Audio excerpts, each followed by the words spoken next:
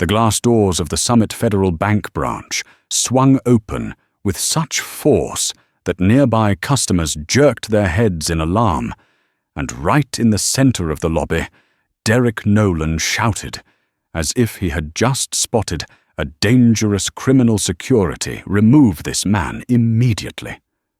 The sound tore through the usually calm morning atmosphere in downtown Atlanta, freezing the entire room in the span of a single breath. And at the heart of that chaos stood 45-year-old Marcus Ellington, CEO and founder of Summit. Yet at this moment, he was only a man in an old coat with thick-framed glasses covering half his face, standing still like a stone against a wave of senseless accusations crashing over him. Marcus lifted his head, his eyes strangely calm, though deep inside them, a quiet sting of hurt was beginning to swell. He saw Thomas Reed, the young security guard with a troubled expression, walking toward him. Every step Thomas took dragged a feeling of wrongness behind it, because he knew the man in front of him looked nothing like a threat, but he was caught between duty and truth. "I simply asked to speak with the manager about my loan application," Marcus said, his voice low, yet clear. The words dropped onto the polished floor like a heavy bead of water, echoing in the suffocating silence. But Derek gave that sentence no chance to breathe. "Stop pretending," he snapped, his lips curling with contempt. "We do not serve scammers here. You are causing a disturbance. This is your final warning. Get out." Across the lobby, curious glances slowly shifted into looks of avoidance. A few white women stepped aside, as if afraid of something that did not exist. Two young black customers, sitting farther away, watched Marcus with sad, knowing eyes, as though they had witnessed this scene far too many times to feel shocked anymore. Only the quiet disappointment that everyone recognizes, but no one says aloud. And Marcus, hidden beneath the disguise of an ordinary man named Michael Turner, felt every bit of it, in every nerve. He heard the tremor in Thomas's voice, the smugness in Derek's, and the breath of every bystander forced to watch injustice while doing nothing but lower their gaze. 1 year earlier, he had stood on a stage, addressing thousands of employees, promising to build the most equitable bank in the country. Yet today, in a branch bearing the logo he had designed. 2 decades ago, someone was telling him he did not belong there. A cruel irony squeezed his chest painfully tight. But what hurt him was not the insult directed at himself. It was the undeniable truth rising in front of him. If someone like him could be treated this way, what had vulnerable customers out there been enduring all this time? "I understand you are just doing your job," Marcus said quietly to Thomas, as the young guard hesitantly gestured for him to follow. His voice held no anger or tension, only the deep, steady current of a man carrying something far heavier than pride. "But remember that I haven't caused any trouble. I simply asked to speak with your manager." Thomas swallowed hard eyes, shifting downward, as if trying to say something his mouth dared not speak. All he managed was a whisper. "I am sorry I have been ordered to." And in that moment, Marcus felt his heart sink, not because of Thomas, but because the system had forced decent people to bow to wrongdoing. Derek stood behind the counter, arms folded, smirking as if savoring his petty victory. "He is lying, Thomas. Get him out now." The murmurs around the room grew. An elderly woman tugged her husband's hand, whispering, "Let's go, I do not want to get involved." A man in a suit shook his head with a sigh. Another scene again. And the young black couple in the waiting area exchanged a long look, their eyes full of resignation, that Marcus recognized all too clearly. 30 years earlier, he had sat in a corner, just like they were watching his parents get denied a loan for no reason other than the color of their skin. The memories rushed back like cold wind against his face, bitter and unforgotten, and now they were alive again. A heavy stillness settled as Marcus slowly gathered his documents, the perfect business plan that any bank would have considered a golden opportunity. Every movement was slow and deliberate, the motions of a man preserving the last piece of his dignity. No one knew that beneath his plain coat a recording device was running. No one knew that every moment of this injustice was being captured in crisp detail. No one knew that the man they were humiliating held the highest authority at Summit Federal. Yet Marcus felt no rage, no desire for revenge, only a deep, concentrated sorrow pressing against his ribs like a silent warning. All that I built can still rot from within. When Thomas placed a gentle hand on his arm to guide him out, Marcus looked around the lobby. Every stare, every breath, every glance became proof of the truth he now had to confront. Derek waved his hand and gave the final command, "Take him outside." And that was the moment that marked the beginning of a devastating reckoning, a day the entire bank would tremble when they realized who they had just thrown out. Marcus walked forward, but deep in his eyes a spark had been lit, not the spark of anger, but of an unbreakable resolve. Today they pushed him out of his own door, but tomorrow he would expose everything to the light. And this was only the beginning. No one inside the Summit Federal branch knew that the moment Marcus was escorted through the glass doors, another door, the door of memory, had burst open in his mind with an unbearable weight. When Thomas's hand brushed gently against his elbow, a completely different image surfaced, the image of a 12-year-old black boy standing behind his parents, clutching the worn hem of his mother's blouse in a small bank in Charleston, South Carolina. That boy was Marcus more than 30 years ago. On that day, the bank was drowned in dim neon lights and the faint smells of paper dust and ink. But what Marcus remembered most was not the scent or the glow. It was the cold voice of the white bank manager as he pushed the thin loan application back across the desk. "I am sorry, your application does not meet our criteria." The man did not bother opening the file, did not ask a single question, did not even look into the weary eyes of Marcus's father, a plumber who worked himself to exhaustion every day to support the family.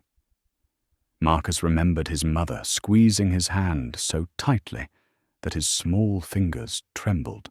She forced a smile Marcus would never forget for the rest of his life, a smile pretending to be strong while drowning in quiet despair. And when the family stepped out of that bank, heavy rain fell so fiercely that the streets seemed to sink beneath the water. Marcus's father walked beside him, head bowed each step, dragging the weight of a dream sinking deeper out of reach. Under the crooked awning of a convenience store, trying to escape the rain, his father said the sentence that would run through Marcus's veins for the rest of his life. "They are not looking at our ability, Marcus. They are looking at our skin." Something in the boy's heart cracked, a tiny fracture that time never healed. Instead, it grew widened and hardened into an unbreakable vow. "One day I will build a place that treats everyone fairly, a place where no one has to bow their head the way my parents just did." It was a child's promise, but that promise carried Marcus through more than 3 decades of storms, battles, setbacks, and resilience. When his family was denied a loan for the 3rd time, they lost the apartment they rented because they could not afford to fix a burst pipe. That night, Marcus and his siblings slept in their father's old station wagon. In the darkness, he saw the silent tears sliding down his mother's face, not because they were poor, but because they were made to feel unworthy of a chance. That night, Marcus understood that poverty was not the crime. The real crime was a system built to shut out families like his. From that moment, Marcus did not just want to escape poverty, he wanted to break the invisible chain that had held his family for generations. And that is when the first dream of his own bank began to form. At 17, he worked in the school library shelving books, while sneaking every finance, economics, lending, and market guide he could get his hands on. He devoured each concept as if it were the only rope that could pull his family out of injustice. At 18, he entered Georgia State University, studying while juggling 4 jobs at once, waiting tables, lifting inventory in a warehouse, covering overnight shifts at a gas station, and tutoring elementary students in math. Every dollar saved was written carefully into a worn notebook, labeled Fund for the Future Bank. No one believed a poor black kid from Charleston could build a bank. But Marcus did not need their belief. He only needed to refuse to give up. During those years, he watched friend after friend, black and brown, lose opportunities they deserved. Those stories, those sighs, those silent tears stacked inside his chest like molten iron. And every time it happened, Marcus whispered to himself, "One day I will change this." After graduation, he worked at a regional bank. He rose to a management position in 4 years, but the cost was the disappointment of sitting in meeting rooms where lending decisions were influenced by everything except financial data, facial features, tone of voice, home address, even a person's name. He saw colleagues ignore flawless applications simply because something feels off. And the day he heard a director casually say, "People from that neighborhood always default anyway," Marcus knew he could no longer stay silent. At 29, he sold everything he owned, borrowed from friends, and opened the first Summit Federal branch in an old building on the outskirts of Atlanta. No advertising budget, no major investors, no media attention, only one dream, creating a place where skin color would never determine someone's potential. He hung a single clean sheet of paper on the only clean wall in the office with a handwritten message, "Financial opportunity for every community." The dream grew, from 1 branch to 10, from 10 to 200. Summit Federal became a symbol of financial equality, at least in Marcus's eyes. Yet everything he believed in, every ideal, every promise to himself, to his parents, to his community, collapsed in a few short minutes when he was thrown out of a branch bearing his own name that morning. As he stepped out of the bank into the cold sunlight and rushing wind of Atlanta, Marcus felt his heart tear in 2/1/2, the echo of old pain brought back to life, the other half the crushing disappointment of realizing the dream he had spent a lifetime building had been betrayed by the very people inside it. But in the middle of that shock, there was one truth Marcus knew would never waver. If the system has rotted, then I will rebuild it. I have done it once. I can do it again.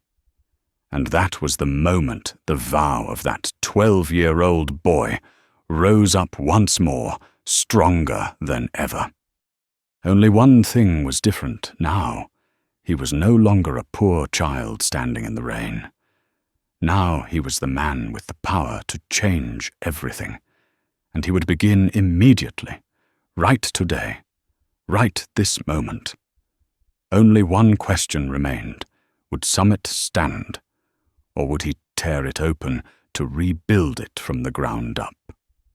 That afternoon, as the Atlanta sunlight softened and spilled between the tall buildings, casting long streaks of gold across the pavement, Marcus Ellington stepped into a familiar neighborhood grocery store near the middle-class area where he lived.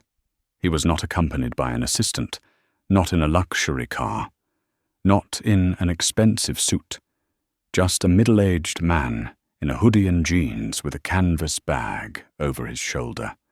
He wanted a quiet afternoon after the storm that morning, wanted to buy a few small things on his own, like any ordinary person, to ease a mind scraped raw by disappointment, unlike anything he had ever felt. The store was small, warm yellow lights glowing softly, the scent of fruit and coffee blending gently in the air, accompanied by the faint hum of the air conditioner. Everything felt simple, familiar. Marcus reached for a carton of milk, opened the stainless steel fridge door, but his hand froze mid-air. From the other side of the aisle he heard two men talking low, but clear enough to catch every word. "I just got denied a loan by Summit again," the first man said, his voice heavy like a stone hitting water. "They said I was not qualified for what I submitted every document, a detailed business plan, and a credit score of 815. But the moment I walked in, the receptionist looked at me like I did not belong there." Marcus stood still. Under the dim store lights, his face showed little, but inside, every muscle tightened, like a string stretched to its breaking point. The man continued, voice thick with helplessness.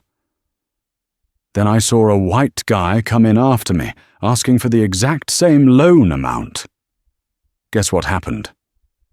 10 minutes later, he was taken straight to the manager's office. The second man, Jamal, let out a short laugh, but it held no humor, only pain. Nothing new, Anthony. My cousin had the same thing happen last week. Applied at the Midtown branch, got rejected in 2 minutes. 2 minutes. Meanwhile, a white businessman with no clear plan got approved on the spot.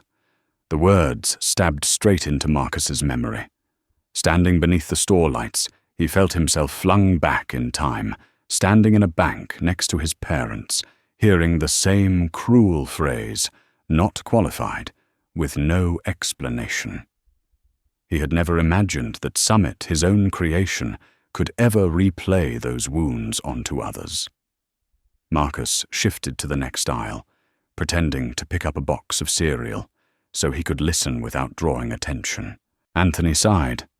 The ironic part is, Summit was founded by a black man. They say he wanted to change the system, bring financial fairness. Jamal shrugged. Probably just pretty words. Or maybe the people under him are pulling the wool over his eyes. Marcus's chest tightened, not from criticism, but from the pain of realizing these men genuinely believed Summit had betrayed them, and he, its founder, had not even known. Jamal continued, sounding exhausted, as if he had repeated this truth hundreds of times. This is the most subtle kind of discrimination. They never say it is because of your skin. But the looks, the tone, the treatment, all of it says it clearly. What hurts more, Anthony added quietly, is the whole city believes Summit is the fairest bank. A long silence followed. Marcus placed the cereal in his basket, though his hand trembled slightly. Damn, Anthony said bitterly. I wanted to believe in Summit. I wanted to believe what they say. But now I think that slogan, financial opportunity for all, is just an empty line. That was the slogan Marcus had written in black ink and pinned to the wall of his very first branch, the guiding principle he had held on to for 20 years. Now it was being called empty. The teenager inside him, the boy who once swore to change the banking system, felt as if someone had slapped him across the face. His heart clenched with a truth he had been blind to for too long. Marcus took a slow breath and closed his eyes for a moment. When he opened them again, they no longer carried the weariness of an exhausted man. A fierce determination glowed there, sharp and bright like heated steel. The pain had not killed him, it had awakened him. Marcus walked toward the checkout counter, every step heavier, with the thoughts swirling in his mind. The older cashier frowned when she noticed the carton of milk he held was damp with condensation. He gave her a gentle smile in apology, though the smile never reached his eyes. His mind was still back in aisle 3, with the 2 black men who had spoken the truth he needed more than any polished report from his executives. When Marcus stepped out of the store, the first cold wind of the season brushed against his face like a wake-up slap. He stood still on the sidewalk, watching cars rush past, watching the city lights glow bright, as if Atlanta continued spinning, unaware that in this exact moment, something seismic was rising from a few quiet words inside that tiny grocery store.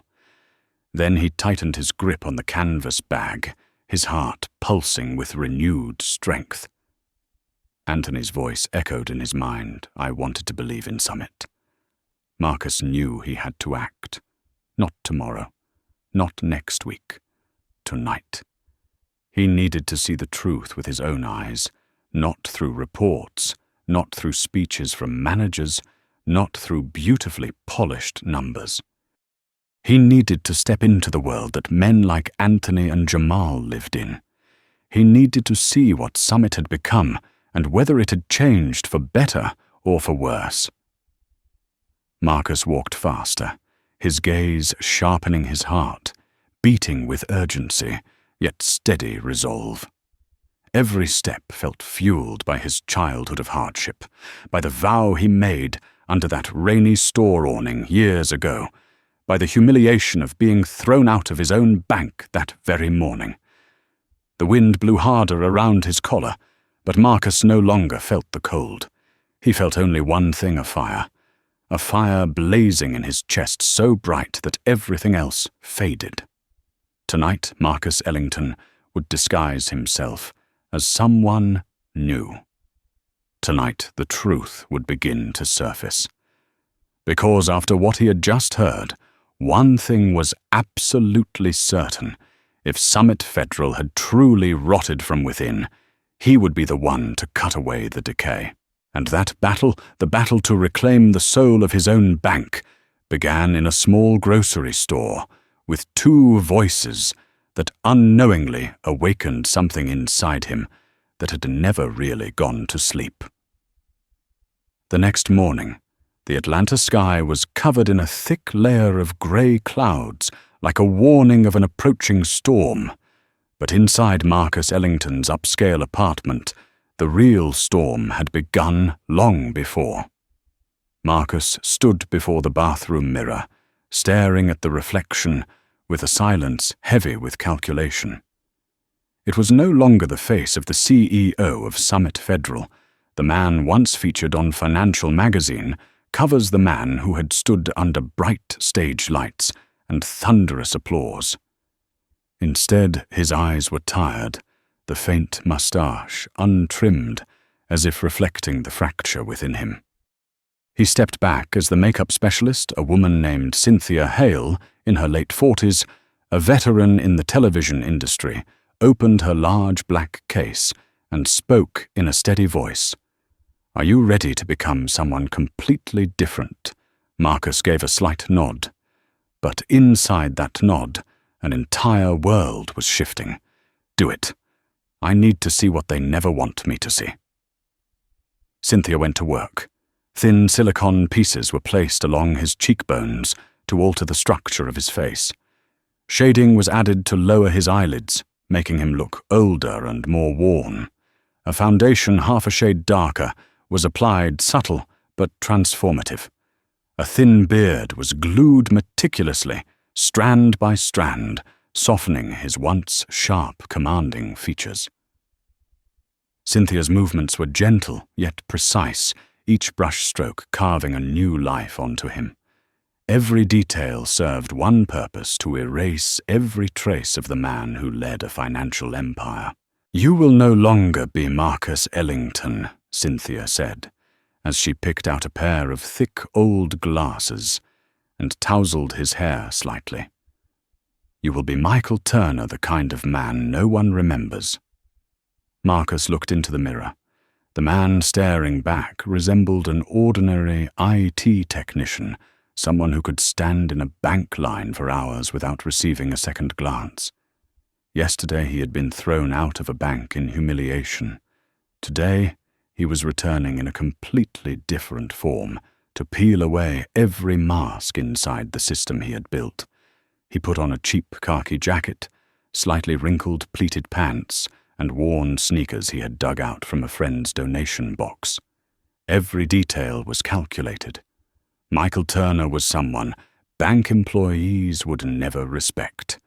As Marcus stepped out of his apartment, light rain began to fall.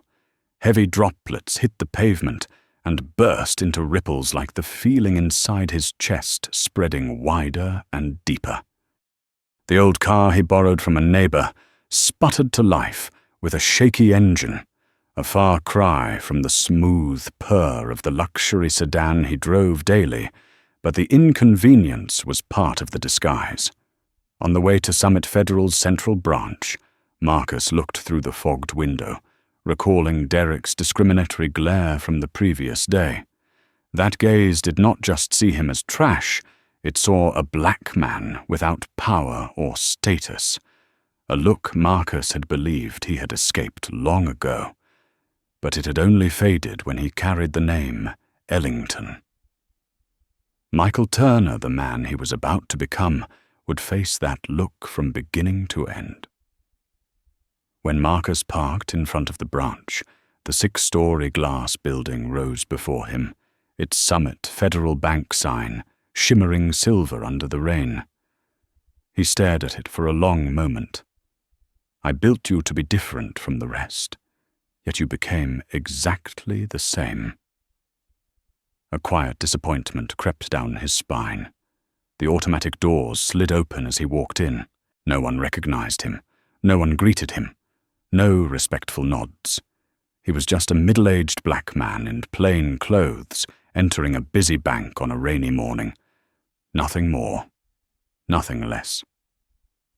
At the reception desk, 29-year-old Alicia Porter, her face weary and her lips refusing to form even a polite smile, typed furiously on her keyboard, like each keystroke carried yesterday's frustrations. Marcus stood in front of her for nearly half a minute. No greeting, no acknowledgement. Finally she looked up, irritation flickering across her eyes. "What do you need?" No warmth, no professionalism, no respect. Marcus answered in the lowered, slightly hoarse tone Cynthia had instructed him to use. "I have a 10:30 appointment about a business loan. The name is Michael Turner." Alicia glanced at her screen and gave a small, dismissive smirk. "Fill this out. Then wait." She shoved a form toward him, like sliding a useless piece of paper. As Marcus took a seat in the waiting area, he noticed the young black couple from yesterday, David and Mariah Johnson.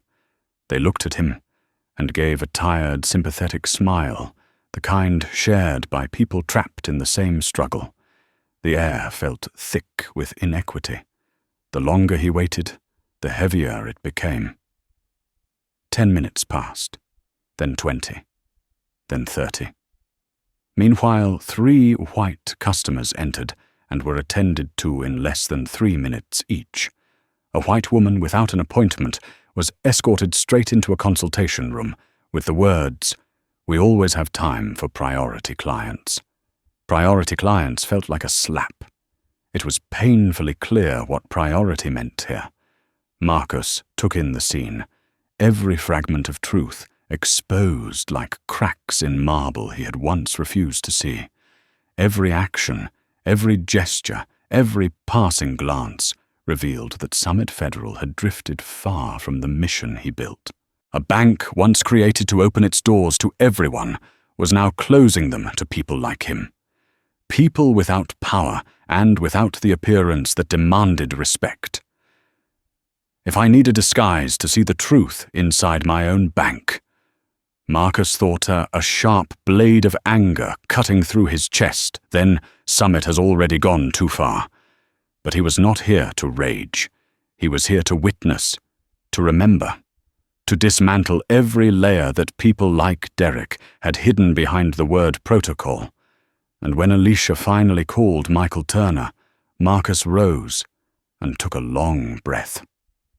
This was not just a meeting with a bank employee. This was the moment he confronted the monster that had grown inside the home he built. And he was ready, because he knew that if he wanted to save Summit from rotting to death, he had to see with his own eyes what was destroying it from within. When the name Michael Turner left Alicia's emotionless voice, Marcus rose, straightened the wrinkled collar of his jacket, and followed her gesture toward Derek Nolan's desk. Each step felt like walking across a sheet of thin ice with a dark chasm beneath it, a chasm filled with truths he had never been ready to face, but now had no choice but to confront. When Marcus approached, Derek didn't stand up, did not extend a hand, did not even look at him. His eyes stayed glued to the screen, fingers clacking against the keyboard with an irritated, restrained impatience. Only when Marcus sat down on the still unpulled chair did Derek flick his eyes upward for half a second, then just as quickly look away. "Sit." His voice was dry as dust. "No, please. No good morning. Not even the most basic courtesy owed to another human being, let alone a customer." Marcus sat, slipping fully into the role of Michael Turner, a man used to being dismissed. Yet inside every breath he drew was held together by sheer will, so it would not explode into fury. Derek flipped through the file, skimming the pages without reading long enough to absorb a single line. A loan of $100,000 for a consulting firm. Where is the experience? Marcus replied gently. As Michael would, I have an MBA and 8 years of experience. Where Derek cut him off sharply, his tone laced with suspicion and a hint of mockery, as if Marcus had just claimed to be from another planet. Northwestern Marcus answered. Derek raised an eyebrow, then gave a half-smile Marcus had seen on countless discriminatory faces throughout his life, the smile of someone who did not believe and did not feel the need to believe. Well, that is surprising, Derek muttered, shaking his head slightly. These kinds of applications usually are not fit for large loan amounts. Do you even understand what financial responsibility means? That question was not mere disrespect. It revealed an entire worldview. Marcus looked into Derek's eyes and saw the truth plainly. Derek had decided the outcome the moment Marcus walked in. Not because of numbers, not because of qualifications, but because of him. Derek snapped the folder shut with bored finality and pulled up another file on his screen. We have a community loan program. Higher interest by 3.5 points, shorter repayment terms, but it is more suitable for cases like yours. Cases like yours. The 4 words fell onto the desk like a slab of concrete. Marcus heard them, absorbed the blow, but kept Michael's expression confused, slightly anxious, a little unsure. But I thought my financials were strong enough for the standard loan. No, Derek waved dismissively. The standard program requires a certain level of stability. With your profile, I recommend the community loan. To Marcus's right, he noticed Vivian Chen sitting quietly this entire time. She looked at him the same way people looked at a form already stamped, denied her mind, already made up. Vivian opened her folder and pointed to a note. This program supports applicants who lack experience in financial management.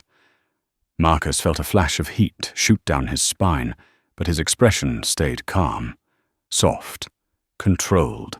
He had to stay in character. He had to hear all of it. He had to see how far they would go. He spoke quietly. "I am not lacking experience. I have contracts listed. Many people think that Derek interrupted. That is why we have to protect the bank." Then he said the sentence that revealed the rot at the core of the system. "People like you often struggle to keep up with financial obligations." People like you. Another phrase, another glance, another coded insult. But they all came from the same poisoned root. The world called it subtle discrimination, but to Marcus it was anything but subtle. It was blunt. It was naked. It was coated in contempt, disguised as a review process. Outside the glass wall of the meeting room, a middle-aged white man walked in. Within minutes, Vivian stood up and hurried out to greet him, her face blooming into a bright smile she had never once offered Marcus.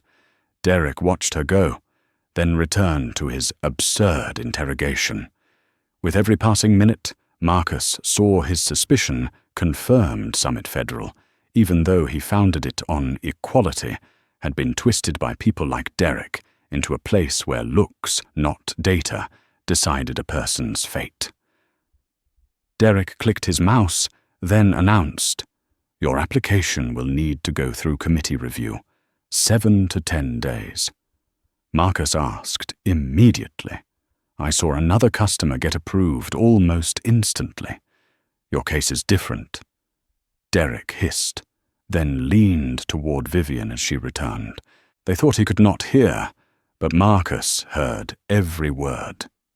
"He looks like a scammer. I do not know why someone like that is applying for a large loan.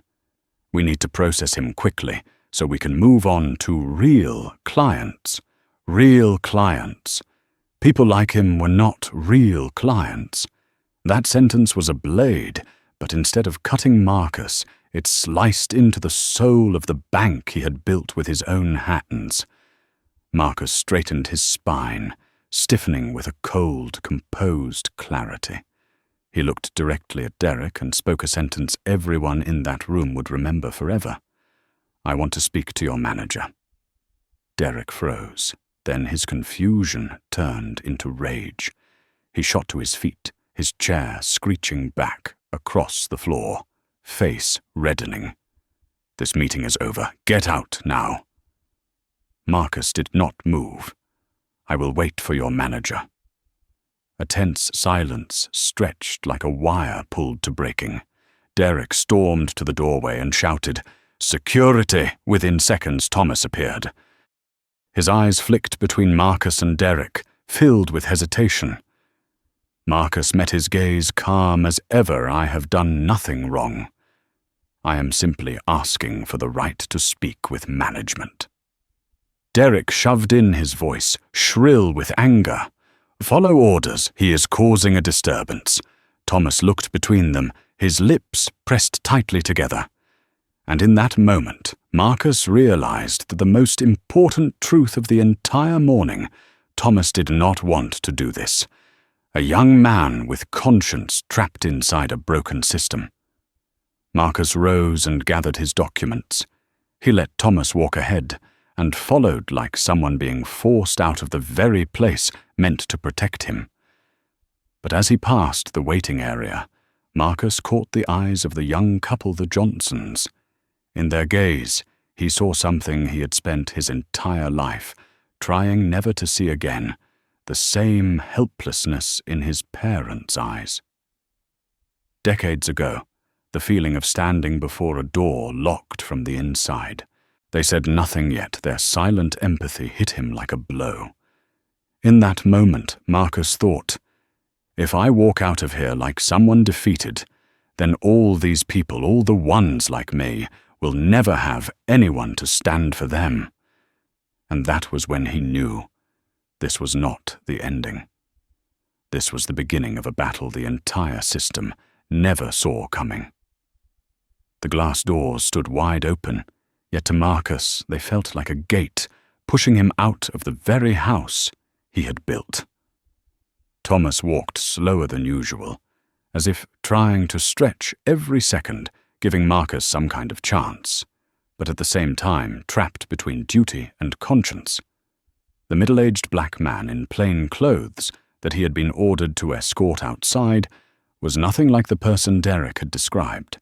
He was not loud, not disruptive, not showing a single sign of causing trouble. Deep down, Thomas knew this was wrong, but low-level employees like him rarely had the authority to challenge a manager's order. With every step Marcus took, it felt as if he were walking between two worlds. One was the pain of those who had been mistreated, the other was the long-suppressed anger of many years. Derek's voice still echoed behind him, sharp and venomous like a whip cracking down on dignity. People like this always cause problems when they do not get approved. Security was born to deal with them.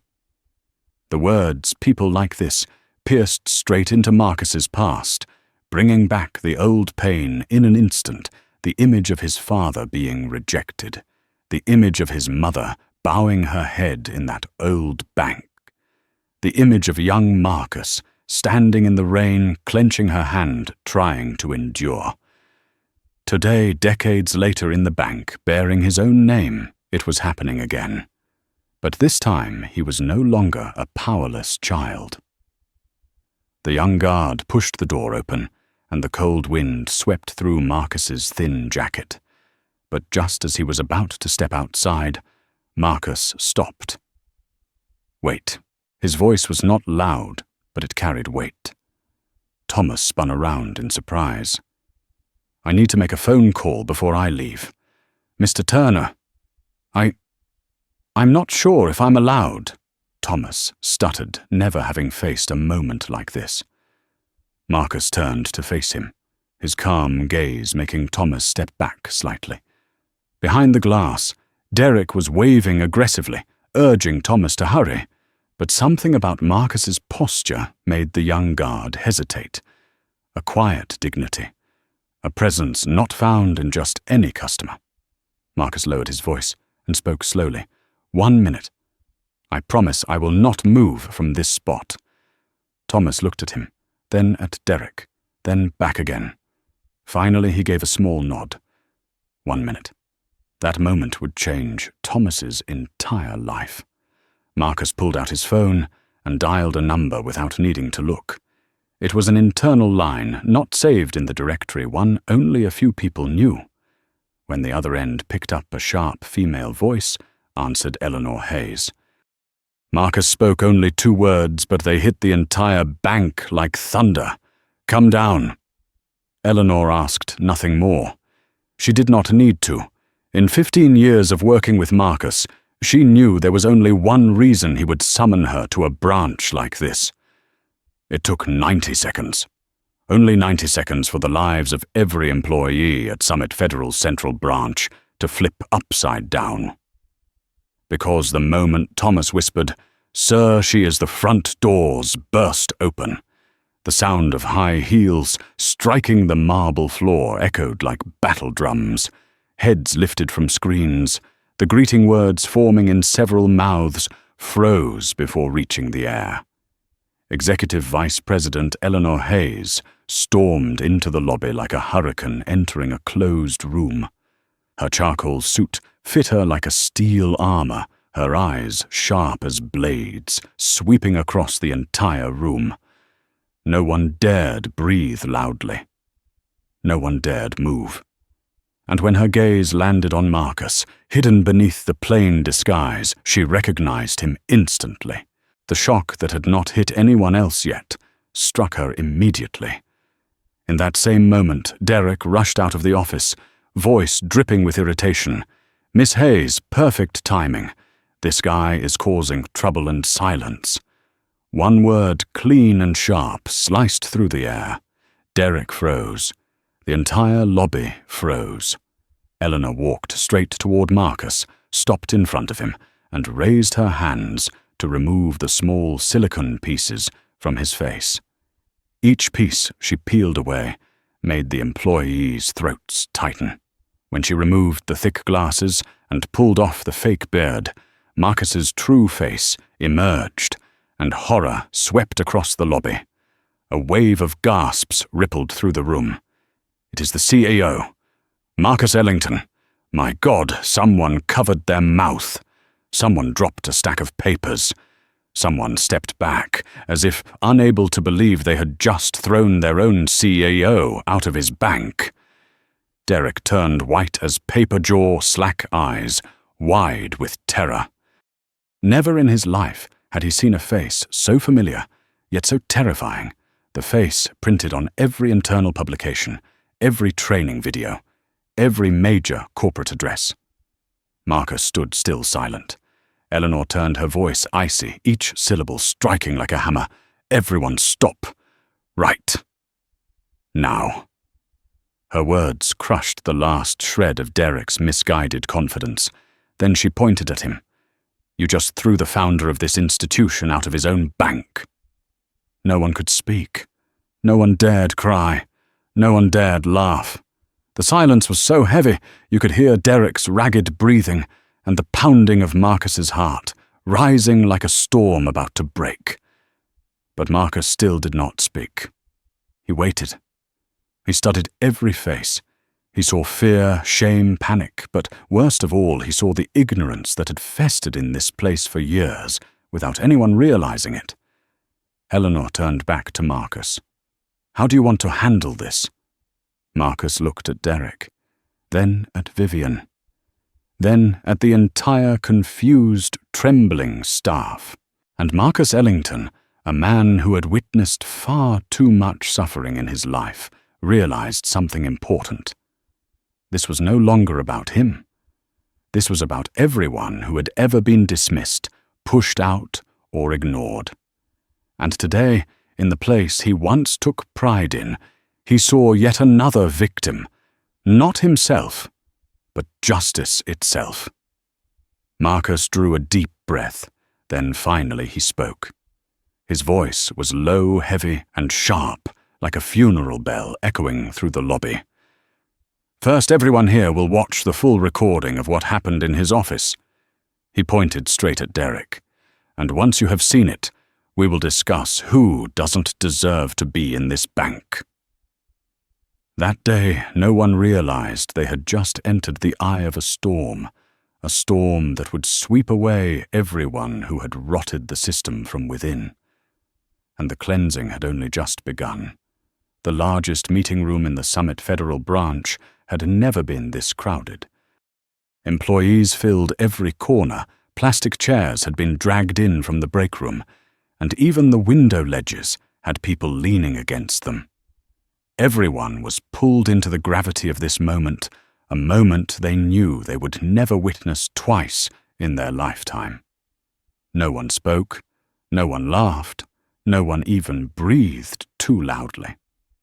All eyes were fixed on the front of the room, where Marcus Ellington, no longer disguised, no longer hidden, stood like the spine of a house that had begun to collapse. Beside him stood Eleanor Hayes, her face tight, her eyes sharp as freshly honed steel, ready to slice through any excuse or denial. She placed her laptop on the table and connected it to the large screen behind them. When the flicker of blue light appeared, several employees swallowed hard, and those who had seen the moment Marcus was escorted out earlier felt their stomach drop, as if they were being dragged back into that memory. Marcus scanned the room, his gaze carrying no anger and no blame, but instead the quiet sorrow of a father watching the child he raised for 20 years be corrupted by the very hands entrusted with its care. Today, Marcus began, his voice low but steady. "You will see exactly what I experienced when I walked into my own bank." A few people lowered their eyes. Others watched him closely as if afraid to blink. No reports, No explanations, no excuses, only the truth. Eleanor pressed play. The screen brightened, and the room sank into a suffocating silence as the recording began. Derek's voice opened the video, dripping with the same contempt some employees recognized, but had never dared to name. This guy is not fit for approval. Give him the community package. A group of young employees gasped. An older woman put a hand over her mouth, as if afraid she might cry out. The footage moved to the moment where Marcus, under the name Michael Turner, sat across from Derek, answering every question, despite being openly insulted. Any educated person could immediately tell the questions had been designed to discredit him. Do you even understand financial obligations? We have to protect the bank from risky cases. And then the phrase that sliced through the room like a blade. People like you. The atmosphere froze. No one spoke, but everyone understood exactly what those words meant. The video continued showing Derek's sudden warmth toward a white customer, promising an almost guaranteed approval, only to immediately turn back and reject Marcus's file without reading more than 3 seconds of it. Then came the fatal moment the line Marcus had heard through the glass, but had pretended not to catch. We are wasting time on this delusional guy. He looks like a scammer. Focus on the real clients. It felt as if the electricity in the room had been shut off. Silence thickened like concrete. Several young employees exchanged horrified looks. Older staff bowed their heads, unable to meet Marcus's eyes. But Marcus did not look away from the screen. Not even once. He wanted them to see. He needed them to see. When the video reached the moment Derek called security and fabricated the claim that Marcus was causing a disturbance, a few sharp breaths echoed in the room. Someone whispered, "Oh my God." A young woman let out a choking sob, ashamed of what her own branch had done. And then the screen went black. The room felt like a funeral, a burial of every excuse, every justification, every illusion that everything was fine. Marcus stood tall, his eyes sharpening like a blade drawn from its sheath. This, he said, voice low but heavy as stone, is how the founder of this bank was treated when he did not walk in with the name Ellington. The words thudded into the room like weights dropped from above. This is how customers are treated when they do not have the skin color you are used to serving. Some employees tightened their lips. Others trembled. No one objected. No one dared. I can forgive mistakes. A pause. But I will never forgive disrespect. Every word hit like a nail being driven into the heart of the room. And today, I witnessed the most blatant disrespect Summit has ever committed. Eleanor stepped forward, her voice ringing like a judge's verdict. All individuals directly involved in this conduct, Derek Nolan and Vivian Chen, have been terminated effective immediately. A small sound escaped Vivian, something between a gasp and a muffled cry, but no one moved to comfort her. After what they had witnessed, everyone understood. This was not only a fair punishment, it was necessary to save the soul of the bank. Eleanor continued. Additionally, we will review every loan application from the past 6 months. Any qualified file that was wrongfully rejected will be contacted today, and all calls will be made personally by Mr. Ellington. Marcus stepped forward. I will do it because every customer deserves to know that Summit still belongs to them. A deep breath passed across the room, like a wind clearing out dust. But Marcus was not finished. His gaze cut slowly across the rows of employees, as if searching for the humanity buried under their routines and complacency. I built Summit because I believed in fairness. I built Summit because I believed in people. Today I will build Summit again." A young employee could not hold back tears. An older man swallowed hard shame rising up his throat. And in that moment, everyone understood. This meeting was not only about firing Derek or exposing one wrongful act. This was the meeting that would reshape the destiny of an entire institution. When Marcus walked out of the room, employees stepped aside, not out of fear, but out of respect. Because they knew they had just witnessed a leader, not defined by a title but by heart, by scars, and by a courage few people ever possess. And they knew that from this day forward, there would no longer be a place in Summit for anyone who treated customers the way Derek had. This was not merely reform. This was rebirth. And Marcus, the man once thrown out of his own bank, was now reclaiming justice for the thousands who never had a voice. When the meeting room door closed behind Marcus, the entire Summit Federal Branch felt as if it had just survived an earthquake. Red eyes trembling, hands broken whispers floating through the heavy air, all blended into an emotional storm never before seen in a workplace trained to remain composed and professional. But the atmosphere now was not a workplace. It was a battlefield of truth. Marcus walked slowly down the hallway toward the executive office, passing familiar faces, some bowing their heads in shame, some forcing a shaky smile of support, others avoiding his gaze entirely, as if their years of silence were suddenly exposed as part of the problem. But Marcus didn't blame them. He understood. A system doesn't rot in a day, and the people inside it do not become corrupted in a moment.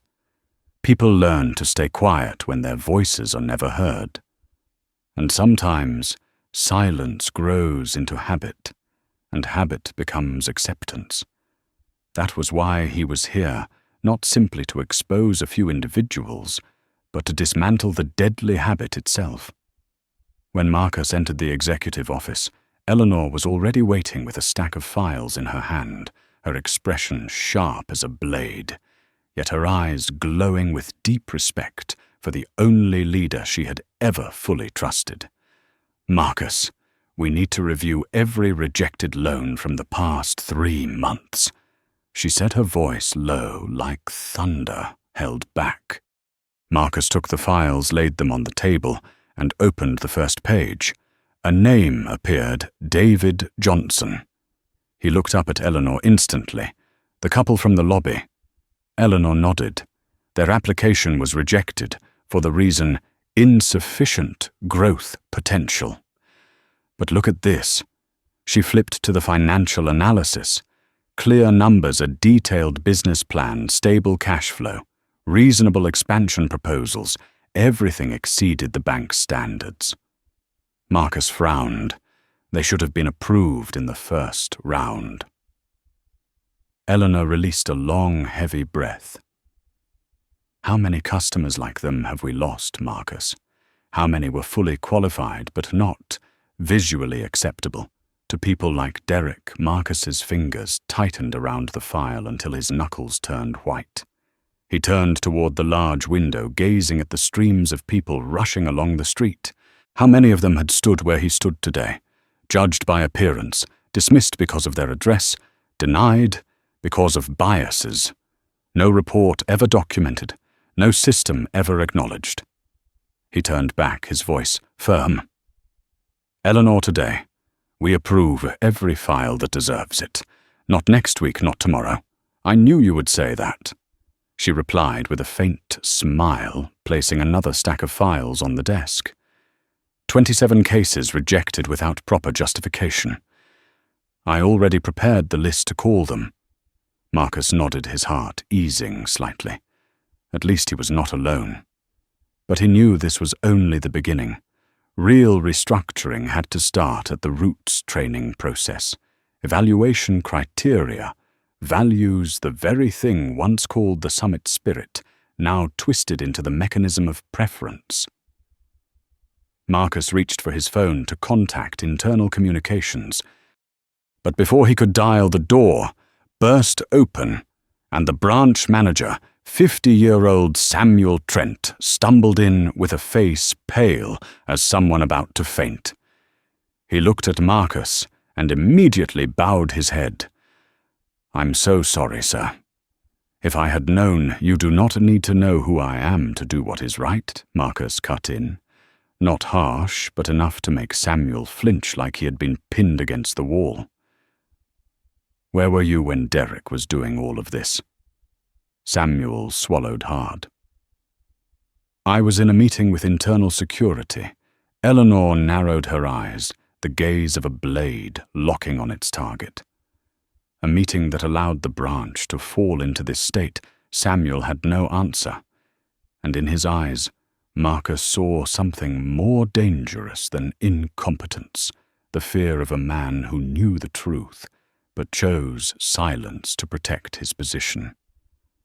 Marcus turned fully toward him, meeting his eyes without flinching. At Summit, impressions mean nothing without action. Performance means nothing without ethics. Procedures mean nothing without humanity. He stepped forward. The room froze. If I hadn't come here in disguise today, thousands of customers would continue to be treated this way. Samuel lowered his head further, voice shaking. I accept responsibility, and I will help you carry it out," Marcus replied. "Not cruel, simply resolute. But responsibility does not belong to you alone. It belongs to everyone who let this happen without speaking up." The words cut deep into every employee standing outside the door, not to wound them but to awaken them. Marcus looked at Eleanor. "Call another branch meeting. This time not to expose mistakes, but to show them they can do better." Eleanor nodded and left to prepare. Samuel stayed where he was, ghost-like, barely breathing. Marcus watched him for a few more seconds, then spoke gently, but without allowing escape. "Samuel, the greatest opportunity you will ever have to make things right is standing in front of you. Do not waste it." Marcus stepped out of the room, leaving Samuel behind like a fading shadow. As he returned to the hallway, he saw the employees standing in 2 lines, not daring to meet his eyes, all tense like strings waiting for a verdict. Marcus paused, drew in a deep breath, then spoke in the voice he used back when Summit was still a tiny office, powered only by dreams. "Today is not the day Summit falls. Today is the day Summit is rebuilt, eyes lifted. Not just with fear this time, with hope, with readiness, with resolve." And Marcus knew in that moment they would follow him if he led.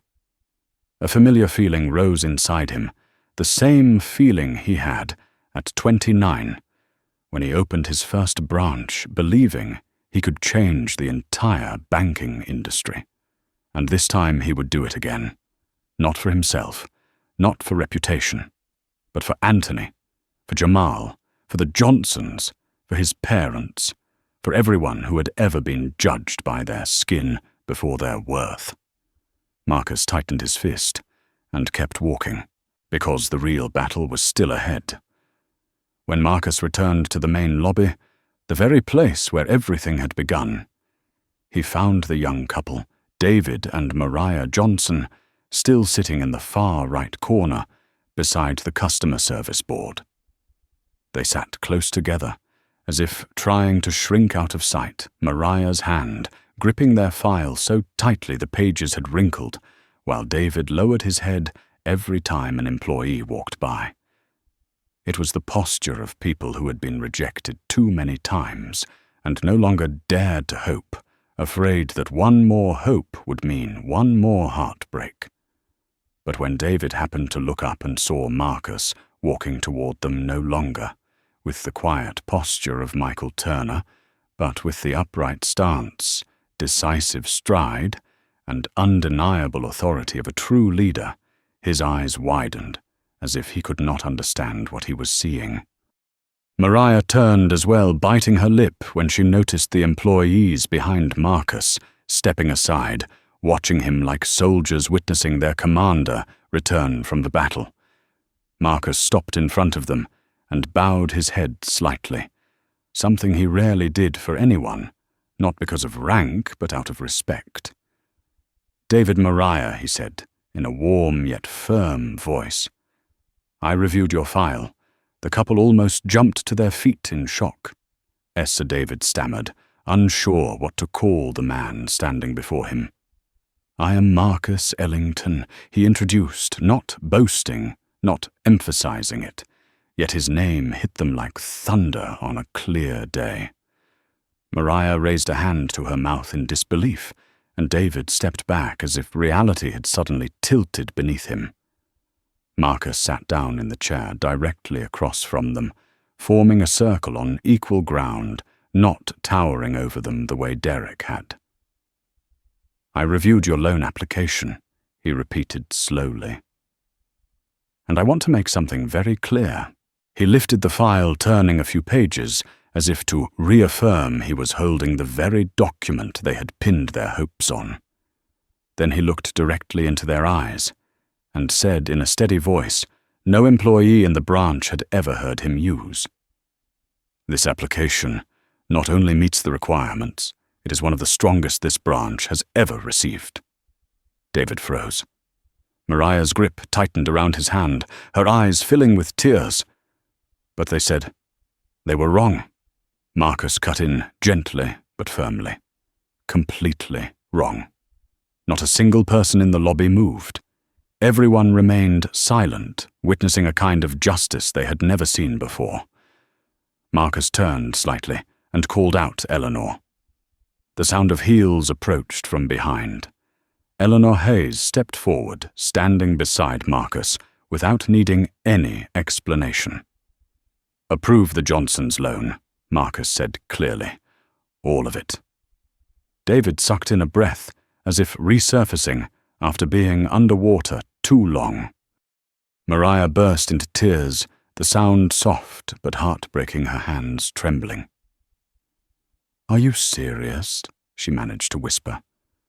"I do not lie about important things," Marcus replied. "And your future, your business is important." Eleanor placed a reassuring hand on Maria's shoulder, her voice gentler now. "We will process the file immediately. You will not have to wait another minute." At those words, Maria broke into a sob she had been holding in for months. David wrapped his arms around her, burying his face in her shoulder, unable to speak. These were not just tears of relief, they were tears of recognition, of finally being seen as human beings with worth. The employees around the lobby watched the scene unfold, and something shifted inside them. It was no longer fear of consequences. It was awakening. A young teller whispered, "They should have been treated like this from the start." Another employee bowed his head and murmured through guilt, "We have been doing it wrong for too long." Marcus rose, placing the file gently on the table, and turned to address the entire branch with a deep, steady gaze. "This is not just a loan approval," he said, slowly letting each word settle. "This is a reminder of why Summit exists." Then he turned back to the Johnsons, his voice softening. "Thank you for not giving up. Because of you, I finally saw where the real problem lies. And from today forward, Summit will never allow this to happen again." David answered through a strained voice, "Thank you not just for the loan, but for seeing us." Marcus nodded, and in that moment, a familiar feeling rose within him, the same feeling he had as a young man standing under a rainy awning, vowing to change the banking world. Today he had kept that vow once more, and the fight for justice had only just begun. As the sun slipped beneath the Atlanta skyline, the Summit Federal Building remained lit like a fortress that had survived a violent storm and was now preparing to be rebuilt from its foundations. Employees left the branch in silence, carrying heavy thoughts, but also a flicker of hope. Only Marcus stayed behind, standing alone in the vast lobby, where only hours earlier he had been escorted out like a disruptive stranger. Yet it was now the place where he had turned the entire direction of the institution, forcing it back onto the path it was meant to follow. The evening wind brushed against the tall glass windows, whispering reminders of everything that had happened, the restrained fury, the surge of pain, and the awakening that had spread through everyone who had witnessed the raw truth on the screen. Eleanor stepped out from the meeting room holding a thick stack of papers, her expression still sharp, but her eyes softer than before. She placed the files on the table in front of Marcus. 39 rejected loan applications without proper justification, she said, her voice low, yet ringing like steel. Every one of them will be reviewed again. Properly. Marcus nodded slowly. We will call each person, one by one. Eleanor let out a faint smile, the rare kind that appeared only when she saw something that proved faith was not a luxury. You know that will take the whole week. I have time, Marcus replied, his eyes drifting toward the night outside. They have waited long enough. Eleanor stood still for a moment, then spoke gently, but with unwavering conviction. You did something today that most CEOs would never dare to do. You came back to where the failure happened and fixed it with your own hands. Marcus exhaled, not with exhaustion anymore, but with relief mixed with renewed strength. I cannot let my dream become a weapon that harms people who look like me. Eleanor remained silent. She did not need to respond. She knew better than anyone that Marcus was not only talking about the bank, he was talking about history, about the past, about wounds carried by generations who never had the chance to heal. Marcus grabbed his coat, stepped out of the lobby, and blended into the Atlanta night lit by streams of car lights. But he did not drive home. Instead, he headed toward the small grocery store where everything had begun. The place where he overheard Anthony and Jamal, two strangers whose conversation had led him to a painful but necessary truth. The store was still open, warm yellow lights falling across the worn tile floor. And strangely, though, it made perfect sense. Anthony and Jamal were still there, sitting at the plastic table beside the coffee machine, two men trying to heal themselves by sharing disappointment. When Marcus stepped inside, they recognized him immediately, but not as the rough-looking Michael Turner, rather as a man who had stripped away all disguises to confront the truth. Anthony shot up so fast he nearly knocked over his coffee cup.